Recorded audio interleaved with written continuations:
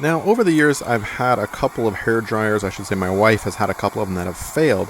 And recently I was washing and drying the dog, and look at the back. Look at that vent. Go ahead and check your hair dryer right now. This video, quick little maintenance tip to keep your hair dryer operationally safe and also to extend the life on it. If you block that airflow with fuzz and hair and all that good stuff, it can maybe even start a fire, I don't know, or certainly just burn out a little easier. So we're going to use a soft bristled brush. I'll put a link down in the description below for the one that I like to use. This thing is pretty handy. It does lots of different things around the house, so I recommend having one on hand, and you're just going to gently scrub.